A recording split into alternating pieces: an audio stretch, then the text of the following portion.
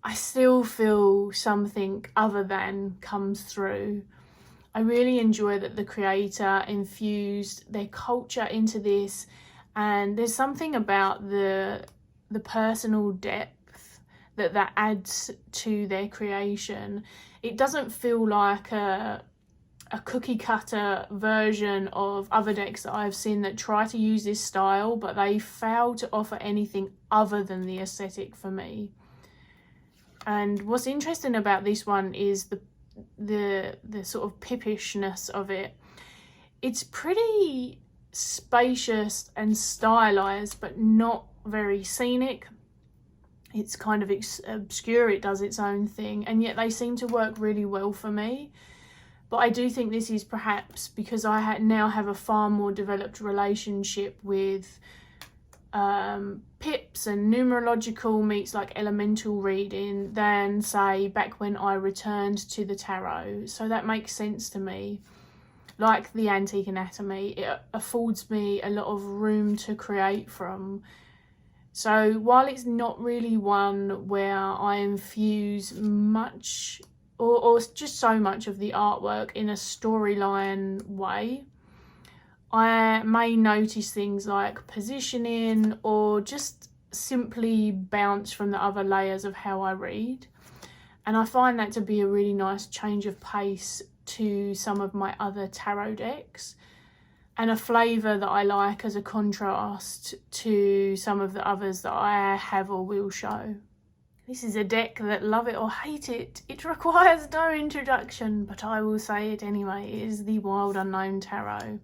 And I know that they said, or at least one of them, I'm sure Meg said no out of print decks. But technically, Meg, if you're watching, you can get this mass market. But the thing is, I didn't include it in my mass market decks because my 2 copies that I predominantly use are both indie copies. This is the 2nd edition indie copy, and I have the 1st edition indie copy as well. But I actually got this one first. This is my OG. It was my return to tarot decks, and it just still has a really strong place in my collection and in my heart, really. It remains a deck that I can envision in my mind's eye when I'm thinking of the 78 cards, because I just did so much learning with this deck and so much study and singular use with it. So it kind of became to me what 𝗬𝗿𝗺 is for so many others. And I don't mean that in the way that like this is the foundation of tarot, but as I say, when I envision the 4 of Wands, I can imagine this as easily as the 𝗬𝗿𝗺 depiction. It's an art style that I am particularly fond of, and one which I honestly never thought that I would see in tarot world back at the time, because during that I wasn't on social media. I didn't know there was a social media tarot land at all, and so I was either just working with what I had or taking a break from using the tarot. And what I was familiar with at the time was, you know, those 90s deck art style vibes, which I feel like you can see the art change from decade to decade, even when there are standouts, even when there are other styles. There's kind of a majority vibe going on, often initiated by, you know, a few people. And for me, another thing about this deck is that it's a weird sort of in-between scenic and pips, which is probably why I've then gone on to feel at home in like the contrast of both of those. I really loved the animals. That was something I was so excited about when I saw this deck. I suppose I appreciated that it didn't feel too soft. It still doesn't. I really love the stark kind of monotone vibes overall and the really sharp lines, and then there's moments when they're met with like splashes of really wild and free colours, and I just find it all so interesting. So as you can likely tell, art is quite a big part of this for me. Otherwise I would just stick to one tarot deck and be done with it. I could read them all the same, but I really enjoy the layers, inspirations, and the nuances that the variety kind of invites me into. And as for how I use this deck, again, it's just an everything deck. It's a workhorse. It only started getting occasional timeouts when I got the 𝗵𝘁𝗍 tarot, to be honest. I love the cardstock and size of this in particular. And this one has inspired a lot of my tarot poetry, as well as being a pal for some of my very intense workings. And finally, the last of the tarot ones is the Story Medicine Tarot Animal Woman edition. Which is always a mouthful. This is a slippery larger deck, so again, only holding a few. It's a deck that brings several layers of my practice and just joys into being together. And one of the things that led me to choosing this deck was for the very shapeshifter, animal, connective focus. Also, I love the key phrases. It's a really emotive infusion for me, the animal stuff. But also, I wanted to do work with my body in a very kind of somatic, emotion-focused, ritualistic, energetic way. And that's how I see the deck, really. It's not that I don't do that with other decks, but I was quite sure when I saw this, and when I asked my friend Mel about it as well, that it would lend itself particularly well here in personal workings, which it does. I have not been disappointed at all. Sometimes I'm more analytical, sometimes more somatic, sometimes both. Sometimes I'm using a deck for a different reason. But I would say that this is far less about the intellect or the mind and more about other forms of communication with and through our body, senses, feelings, the craft. It feels like such a visceral experience to me. And you know, the colours move me, and so do the images. I really feel like they're in motion, and I am here to witness them as they kind of play out in front of me. And that's something that I don't get with all artwork. So the Wild Unknown, as an example, feels very still to me in comparison, like just a snapshot in time, journaled then into like a fab little art book. Whereas this deck feels like I've entered a ritual and I've been invited to participate, that in fact not doing so would be rude.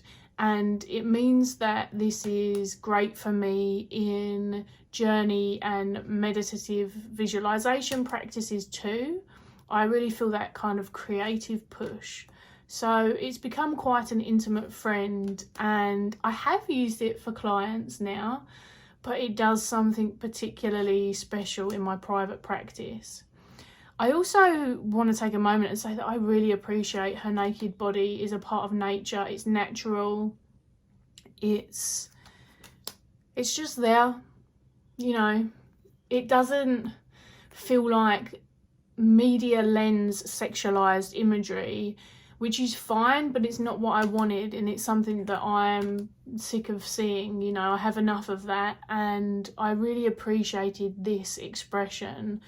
And I also find, because this is something that I've been asked actually, that because the creator's depicted the whole way through the deck, that this doesn't have any impact on me whatsoever. I actually find myself being able to become her in the images really easily.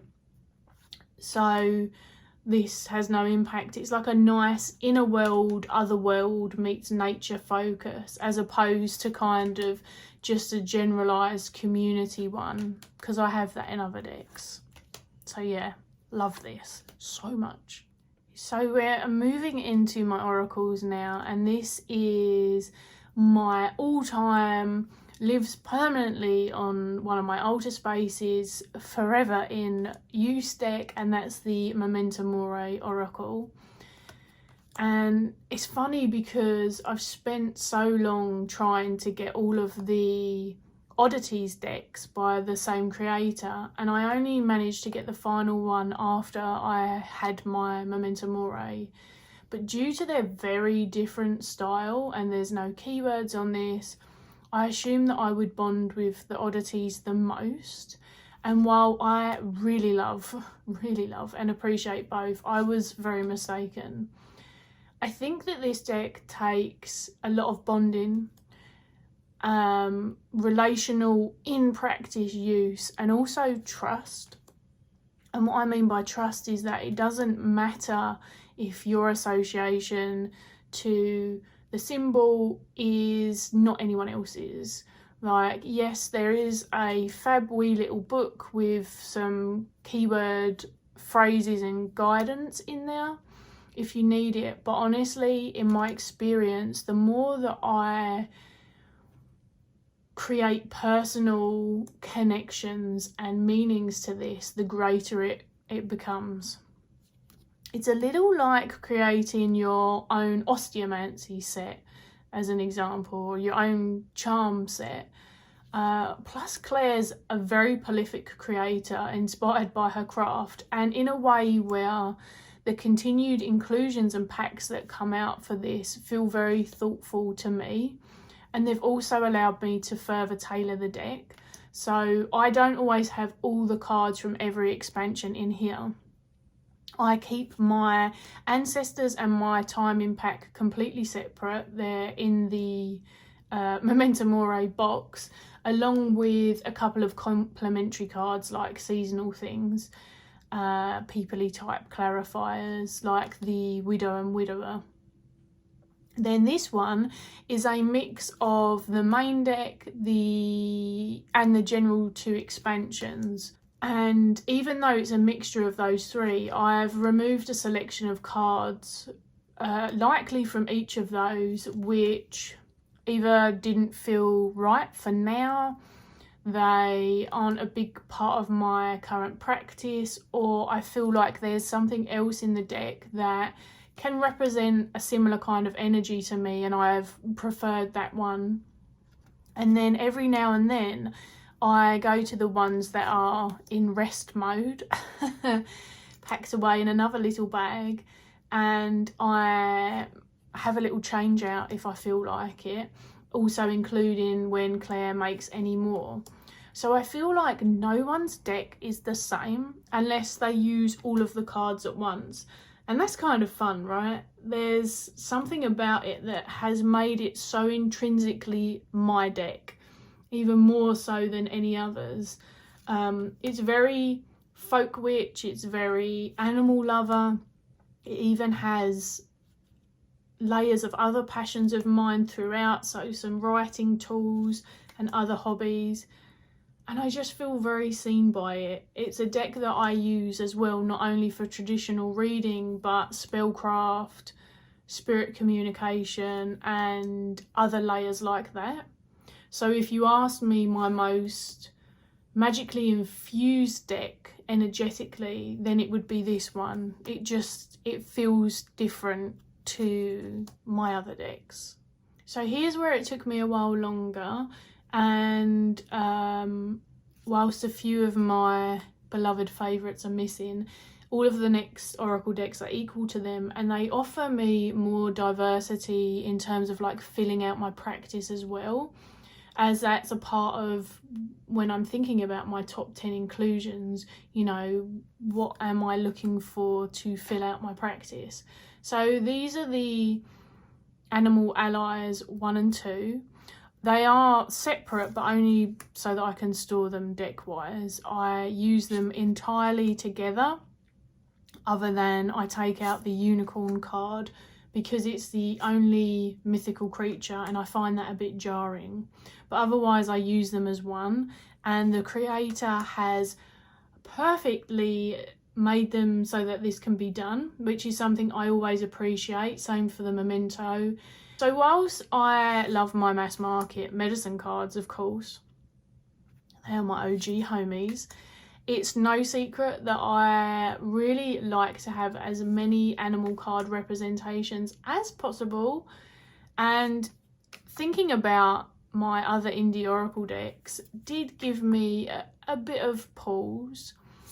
But of all of the animal decks that I have, in reality, it's this one. It's this one that gets the most use. I think there's around 120 cards in total.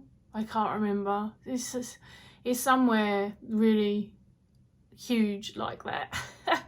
And that gives me such a variety of animals, you know, with a lot of choice that are native to me, and then even more that I am intimately familiar with. And of course, if I'm not, then I get the joy of looking into them as well, right? So it's interesting because I'm not usually so inclined to such brightly coloured decks. I said before in the mass market one, you know, the natural history vibe and that style and colour are very much my thing. But the whimsical depictions of these, which still sort of rings true to the animals, it's stylised, but it's not too far away from them. It gives me a bit of childlike glee. It's just fun. I've become fonder of them over the passing years, having the number one a lot longer, and then a dear friend gifting me the second one. And I just use them a lot, even as representations on my Patreon for the Animal Gnosis each month.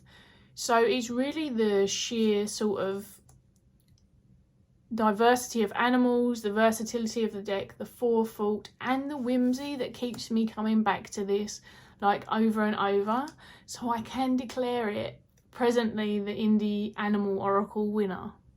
We've got another twofer here.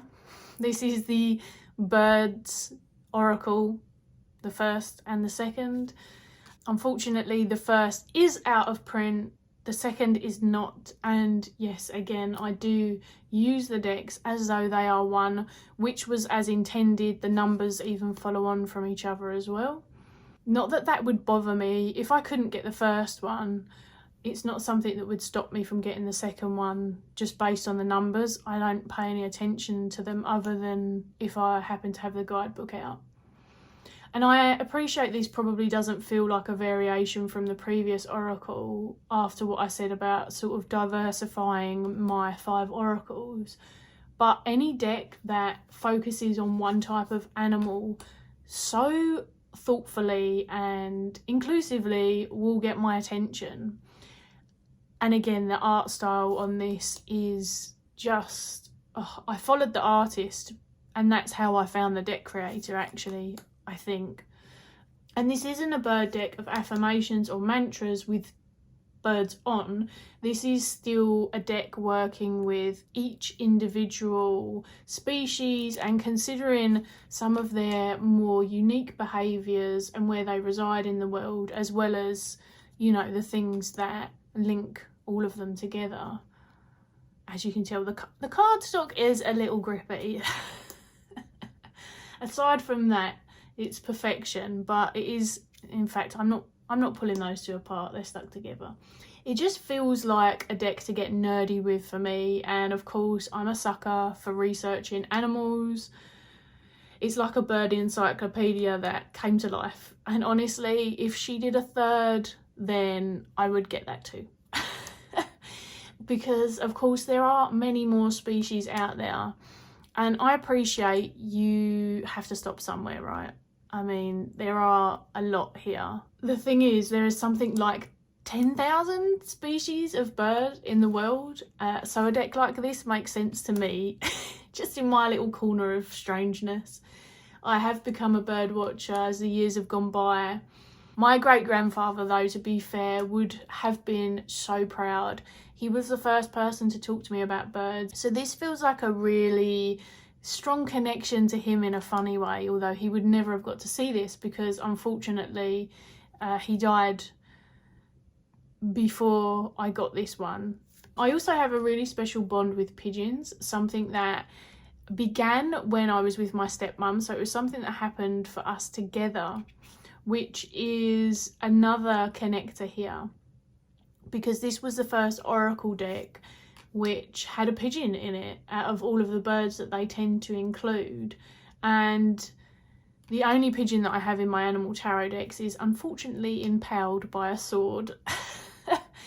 So there are a lot of nostalgic feelings that brought me to this particular deck, and for all the birds that I don't know in it, when I use it I get to explore and research something new as well, and like I said, that for me is fun. So it's not necessarily one that I use as much as the others, but it is a very important one to me. You may not be able to tell, but I'm really losing steam now, so I've only got 2 left, thankfully.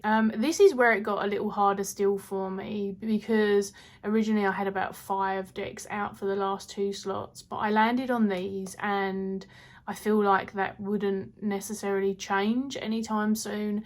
This is the Iris Oracle, and it's one that, to use a popular tarot community term, is wildly underrated, but is such an interesting deck.